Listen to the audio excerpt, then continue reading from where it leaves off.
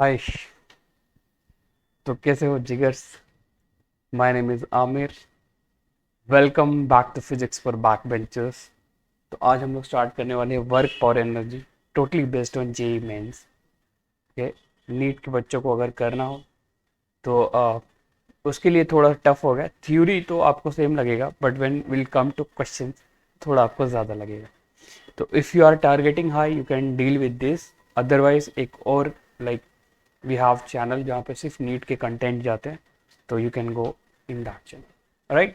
So work power energy हम chapter लेने वाले हैं। वर्क पावर एनर्जी एक बहुत ही इंपॉर्टेंट चैप्टर इसलिए हो जाएगा क्योंकि इसका यूज बहुत ज़्यादा है बाकी चैप्टर्स में, राइट। तो गाइस स्टार्ट करते हैं वर्क पावर एनर्जी। सबसे पहले बात करते हैं वर्क की। तो हम जनरल लाइफ में जो वर्क करते हैं और फिजिक्स में जो वर्क होता है वो दोनों थोड़ा अलग है।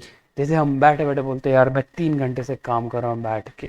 तो अगर आप बैठे हो, अपने आप को डिस्प्लेस नहीं किया या ऑब्जेक्ट डिस्प्लेस नहीं हुआ, तो फिजिक्स के हिसाब से वर्क नहीं माना जाता। फिजिक्स के हिसाब से वर्क तभी होगा जब उस पर फोर्स लगने के बाद बॉडी डिस्प्लेस हो जाए। अगर डिस्प्लेस नहीं हुआ तो वर्क नहीं हुआ। This is what physics is trying to say to us. The work done by a constant force अगर बात करें, देखो work done by constant force भी हो सकता है, work done by variable force भी हो सकता है, right. So we'll talk about work done by constant force. Oh, what is constant force? What is variable force? You know that. अगर कोई constant magnitude with fixed direction लगा रहे हो, that is a constant variable. You know that. ठीक है बच्चे। तो work के बारे में अगर थोड़ा बात करें तो ये स्केलर क्वांटिटी होती, इसका ऐसा यूनिट जूल होता है, you know, right. CGS unit erg होता है, ERG. 1 joule is equal to 10⁻7 erg होता है, राइट। ये तो एकदम बेसिक चीज है जिस पे मैं बात करना भी नहीं चाह रहा हूँ, ठीक है। अब कांस्टेंट फोर्स की वजह से जो वर्क होता है ना, दैट इज की वो जो फोर्स है उसने जिधर फोर्स लग रहा है उधर बॉडी को कितना डिस्प्लेस किया। अगर मैं फोर्स ऐसे लगा रहा हूं और बॉडी डिस्प्लेस इधर हुई है, देखो ये एस डिस्प्लेसमेंट अगर ये दिखा रहा है, तो ये वाले फोर्स ने जो डिस्प्लेस नहीं किया होगा ना, इसका एक कंपोनेंट लगा होगा एफ कॉस थीटा जिसने डिस्प्लेस किया एस। तो वर्क डन क्या होता है? वर्क डन होता है फोर्स इनटू डिस्प्लेसमेंट। तो फोर्स उधर जिधर डिस्प्लेसमेंट हुई या वो डिस्प्लेसमेंट जिधर फोर्स लग रहा है, ठीक है। तो always you have to write like work done is equal to F S, F dot S. तो एफ एस कॉस थीटा इसलिए लिखते हैं कि बच्चे हम फोर्स वो लेने वाले हैं जिधर डिस्प्लेसमेंट हुआ, या तो डिस्प्लेसमेंट वो लेंगे जिधर फोर्स लगा, ठीक है। आई होप दिस इज क्लियर। बहुत ही इजी छोटी बात थी। ओके, मूविंग फॉरवर्ड, अब क्या बात करते हैं? Theta is angle between F and N, so work is a scalar quantity, ऐसा unit is joule newton metre, ठीक है। अब यहां पे बोलता है कि only the component F cos theta of the force F is along with displacement, जो मैंने आपको बोला, राइट। अब देखो, तो जरूरी नहीं कि फोर्स उधर ही सिर्फ लगे कि जिधर डिस्प्लेसमेंट हो रहा हो, वो 2D में भी लगता है, 3D में भी लग सकता है। तो एक क्वेश्चन मैं आपसे पूछता हूं कि एक फोर्स है, there is a force F is equal to 2I cap plus 2J cap plus 2K cap newton, ये फोर्स का वैल्यू। और हमारा ऑब्जेक्ट का डिस्प्लेसमेंट जो है वो है 2I मीटर। तो बताओ वर्क डन कितना हुआ? एकदम सिंपल सा क्वेश्चन है, बहुत ही simple question, right. F is 2I 2J 2K newton, मतलब ये 3D में लग रहा है फोर्स। डिस्प्लेसमेंट कितना है? 2I, मतलब हमारा डिस्प्लेसमेंट सिर्फ एक्स एक्सिस की तरफ हुआ है। तो क्या सारे फोर्स ने पार्टिसिपेट किया होगा इसको डिस्प्लेस कराने के लिए? Obviously not. सारे फोर्स ने थोड़ी पार्टिसिपेट किया, सिर्फ किसने किया बोलो? सिर्फ किया जो एक्स की तरफ लग रहा है, कितना? 2 न्यूटन। तो 2 न्यूटन इंटू 2 आया 4 जूल। तो वही बताने की कोशिश कर रहा है कि भैया वर्क डन उधर ही हो, सॉरी, वर्क डन जो है वो फोर्स इंटू डिस्प्लेसमेंट कंसिडर आप करना चाहते हो, तो वही फोर्स लेना जिधर डिस्प्लेस हुआ है, या वही डिस्प्लेसमेंट लेना जिधर आप फोर्स लगा रहे हो। आई होप कि ये चीज बड़े अच्छे से क्लियर हो गई होगी आपको। अगर मैं आगे बढ़ता हूँ थोड़ी सी, ठीक, तो कंपोनेंट के फॉर्म में ऐसे लिख सकते, जैसे एफ फैक्टोरियल होता है, एक्स में भी होता है, वाई में भी होता है, जेड में होता है, तो इसको ऐसे लिख सकते हैं। डिस्प्लेसमेंट भी एक्स वाई जेड में ऐसे लिख सकते हैं। वर्क डन क्या होता है, एफ डॉट एस, वर्क जो स्केलर प्रोडक्ट बोला जाता है, वो डिस्प्लेसमेंट और फोर्स का डॉट प्रोडक्ट होता है वर्क। तो हम क्या लिख सकते हैं, W is equal to F dot S. F मेरा तीनों वेक्टोरियल फॉर्म में ये आ रहा है, डिस्प्लेसमेंट मेरा ये आ रहा है, राइट। अगर मैं इसको प्रोडक्ट कर दूं तो ये लिख सकता हूं मैं, समझ गए बात को, this we can write, right. I hope this is clear. आगे बढ़ते हैं।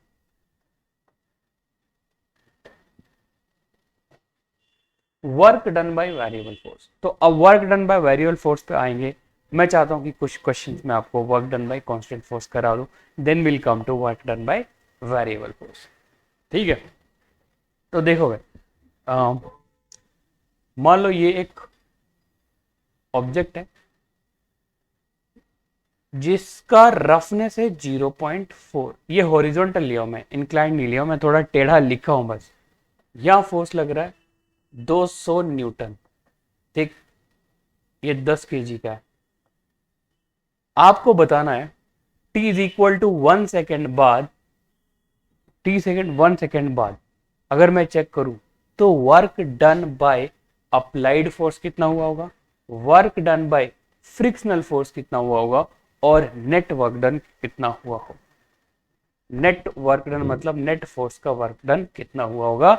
ये सिचुएशन है after t is equal to 1 second, ये हॉरिजॉन्टल प्लेन में है, आपको इंक्लाइन इसलिए दिख रहा है क्योंकि मैंने सही ड्रॉ कर दिया, पर ये हॉरिजॉन्टल मानना आप, ठीक है। I hope question is clear. 10 kg है, 0.4 है, 200 न्यूटन अप्लाइड फोर्स है। तो मेरे को जानना है कि ये 1 सेकेंड बाद बॉडी डिस्प्लेस करेगा ना, तो डिस्प्लेसमेंट निकालो, फोर्स से मल्टीप्लाई करो, देखो work done by applied force कितना आया, work done by frictional force कितना आया, एंड वर्क डन नेट कितना आया। तो देखो यार, अगर मैं बात करता हूं कि यार 1 सेकेंड बाद कितना गया होगा, तो इनिशियली रेस्ट पे था, right. S is equal to U T plus half A T square लगाऊंगा तो S की वैल्यू आएगी हाफ ए टी स्क्वायर। तो S हाफ, A मेरे को पता नहीं लेकिन T 1 है, तो ये A ही लिखता हूं। A/2 आया मेरा डिस्प्लेसमेंट, A/2 मीटर। तो पहले मैं A को फाइंड करता हूं।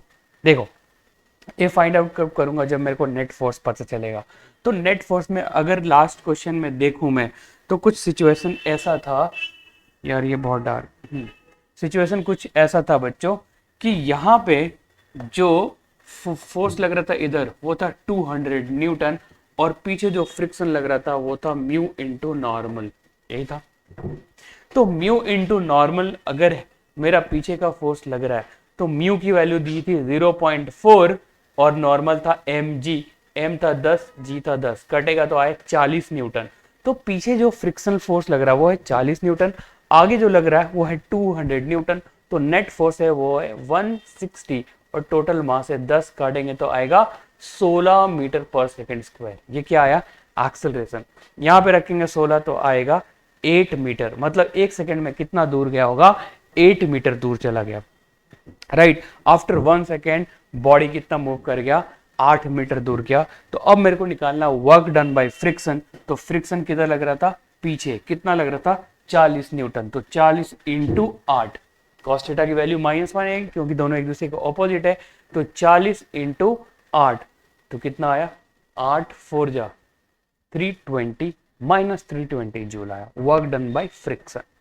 Work done by applied force की बात करें तो आगे 200 न्यूटन लग रहा है और डिस्प्लेसमेंट 8 ही हुआ है, थीटा 0 होगा क्योंकि दोनों सेम डायरेक्शन में लग रहा है। तो 200 इंटू 8 आया 1600 newton, 1600 joule, sorry joule, 1600 joule आया work done by applied force. Net की बात करें तो नेट फोर्स कंसीडर करेंगे जो है 160, डिस्प्लेसमेंट कितना हुआ 8, तो 160 into 8 is a net work done. I hope कि आपको समझ में आ गया हम क्या करना चाह रहे हैं, राइट। कि वर्क डन अगर कांस्टेंट फोर्स की वजह से निकाले तो हम कैसे अलग अलग फोर्स की वजह से भी निकाल सकते हैं और कैसे together we can do this sheet, yes. Alright, moving forward, अब मैं क्या बात करना चाह रहा हूं कि यार वर्क डन ना पॉजिटिव भी हो सकता है, नेगेटिव भी हो सकता है, जीरो भी हो सकता है। क्यों, क्योंकि हमारा कांस्टेंट फोर्स की वजह से वर्क डन आया F S cos theta, right. अब कॉस थीटा की वैल्यू ना 0 भी होती है, 1 भी होती है, -1 भी होती है। तो W is equal to F का मैग्नीट्यूड पॉजिटिव, S का मैग्नीट्यूड पॉजिटिव, ये पॉजिटिव हुआ तो वर्क डन पॉजिटिव, ये जीरो हुआ तो वर्क डन जीरो, ये नेगेटिव हुआ तो वर्क डन नेगेटिव। ये होगा, डेफिनेटली होगा। तो अगर ये हो रहा है तो वर्क डन पॉजिटिव भी हो सकता है, नेगेटिव भी हो सकता है, जीरो भी हो सकता है। तो कब पॉजिटिव, कब नेगेटिव, कब जीरो। आई होप कि आप अच्छे से समझ सकते हो कि अगर एक लिफ्ट की बात करें, लिफ्ट, ठीक है, ये मान लो लिफ्ट है, इधर टेंशन है, जो केबल इसको लिफ्ट को ऊपर लेके जा सकता है, या जब नीचे आएगा तो ये इसको संभालेगा, मतलब ये संभाल रहा आया है इसका। तो ये अगर लिफ्ट ऊपर जा रही है तो टेंशन भी किधर लग रहा होगा, ऊपर। तो टेंशन भी ऊपर, लिफ्ट भी जा रही ऊपर, मतलब डिस्प्लेसमेंट भी ऊपर, टेंशन भी ऊपर, तो थीटा कितना आया, जीरो। तो हम बोलेंगे जब लिफ्ट ऊपर जाती है तो वर्क डन बाय टेंशन कितना होता है, पॉजिटिव होता है। क्लियर। अगर लिफ्ट ऊपर जा रही है, mg तो नीचे लग रहा होगा, तो mg नीचे जा रही है ऊपर, तो थीटा 180 हो गया, cos 180 -1 होता है, तो वर्क डन बाय mg जब लिफ्ट ऊपर जाती है हो गया नेगेटिव। ठीक है। उसके बाद अगर लिफ्ट नीचे जा रही हो, लिफ्ट नीचे, टेंशन ऊपर, थीटा 180, तो जब लिफ्ट नीचे जा रही होते हैं work done by tension negative हो जाएगा। लिफ्ट नीचे जा रही है, mg नीचे लग रहा है, थीटा 0, तो जब लिफ्ट नीचे जा रही होगी तो work done bye mg gravity क्या हो जाएगा, positive. So this is clear कि कब वर्क डन पॉजिटिव नेगेटिव हो रहा है। जीरो की बात करते हैं। मान लो आप हॉरिजॉन्टल लेवल पे किसी चीज को डिस्प्लेस कर रहे हो यहां से यहां, तो जो अप्लाइड फोर्स है वो इधर लग रहा होगा, बॉडी डिस्प्लेस इधर ही हुआ, तो वर्क डन पॉजिटिव हुआ होगा उस अप्लाइड फोर्स की वजह से।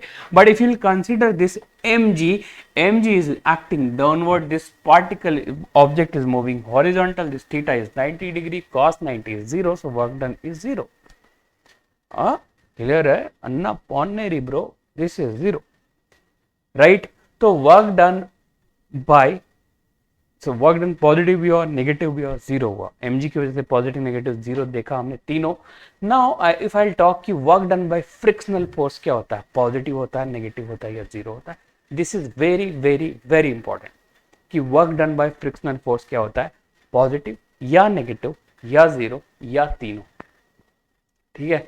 तो work done by frictional force तीनों हो सकता है, पॉजिटिव भी हो सकता है, work done by frictional force positive भी हो सकता है, नेगेटिव भी हो सकता है, एंड जीरो भी हो सकता है। समझना कैसे, तीनों होएगा।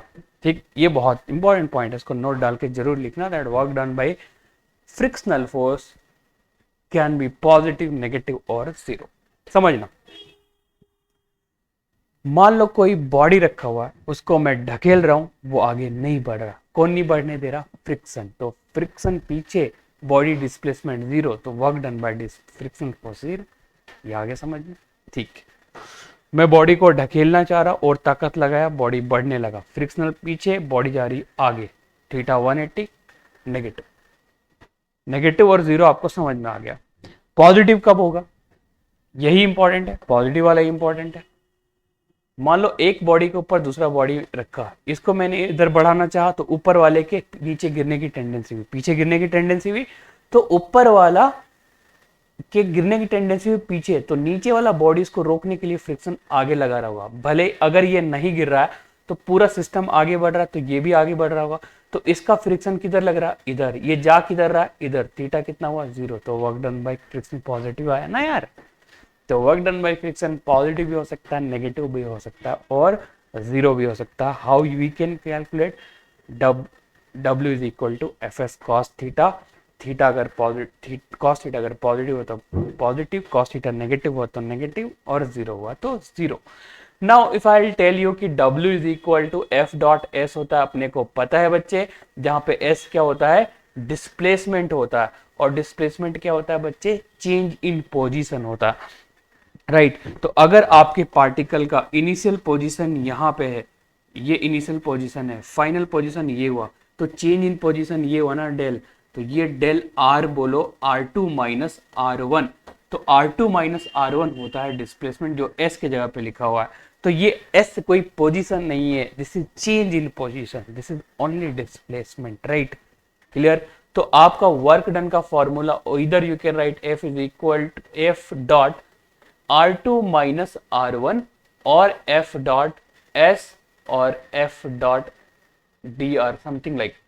जब भी होगा तो वो क्या होगा, F डॉट DR या DX या S या R2 माइनस R1 जो भी लिया है वो चीज है displacement, that is change in position.